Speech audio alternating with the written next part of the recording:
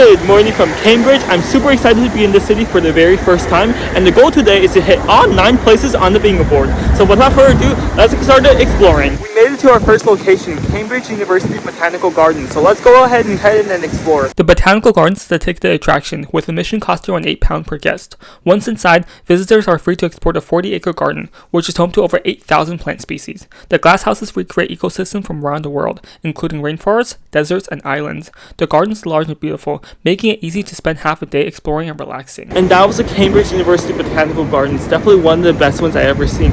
I love how there are so many plants in there. Also, the scenery is just beautiful. I can walk in there all day. It feels so relaxing. But the only thing I have to say is that £8 to visit a garden is kind of a bit on the extreme end, but other than that, it's still great, and I think it's about worth it.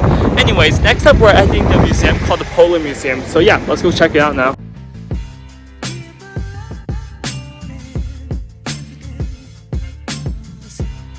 Just made it to the Polar Museum with the Scott Polar Research Institute. This museum is dedicated to studying the polar regions and also glaciers worldwide. Anyways, let's head in to check it out. The Scott Polar Research Institute is a museum founded in 1920 that is dedicated to the history, science, and culture of the Arctic and Antarctic regions.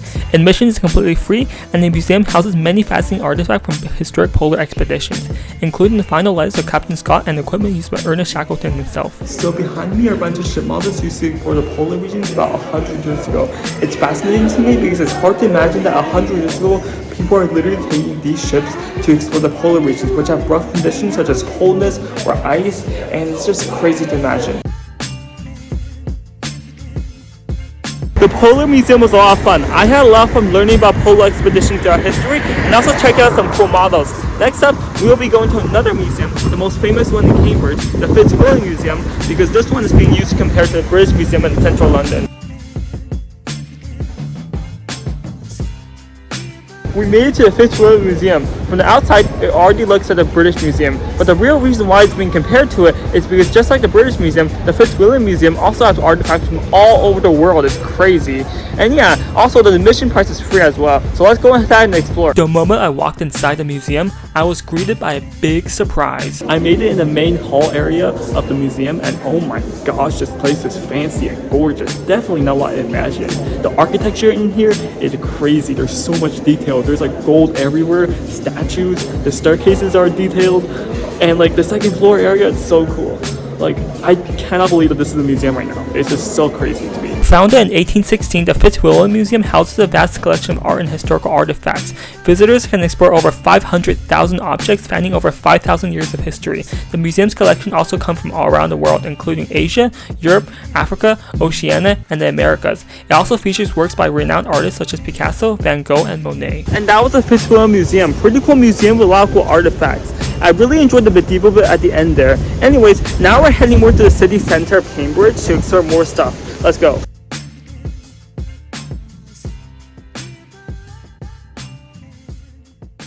We made it to the famous mathematical bridge. The reason why it's called the mathematical bridge is because of the math and geometry involved. It's purely made out of wood, and everything's just triangles. So like it's the strongest shape, and it makes the strongest bridge. Unfortunately, because this bridge is part of the Queen's College of Cambridge University and our tourism hours are not open, we cannot actually go on or go near the bridge. But this is a cool place to see it as well. The bridge was first built in 1749 and uses straight timbers to form an elegant arch. Today, the bridge remains one of the most photographed sites along the River Cam. We made it to the Corpus Clock. This clock is probably the most famous attraction of all in Cambridge. This clock is also much bigger than I imagined, and it has a really cool design. Unveiled in 2008, the clock is famous for its large metal creature known as the chronophage perched on top. Instead of a traditional clock hands, it uses LED lights to display the time. It's such a unique landmark.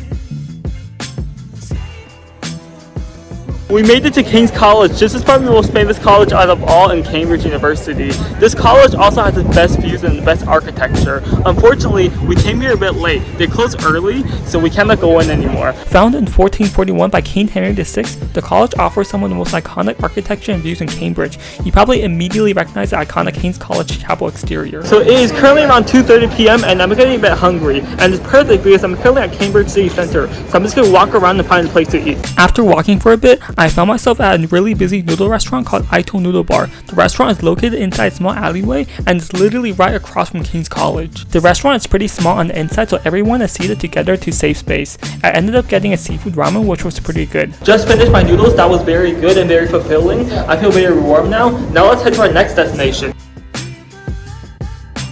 We are now at Market Square, pretty much just a regular town square, but with street vendors selling food, groceries, clothing, jewelry, drinks, and so much more. And the crazy thing is that these street vendors, they're all using the same tent, like the colorful with stripes on them. This is just crazy, such a unique spectacle to see. I love the view from above as well. From above, this literally looks like a video game. Like legit, I feel like I'm in a video game right now.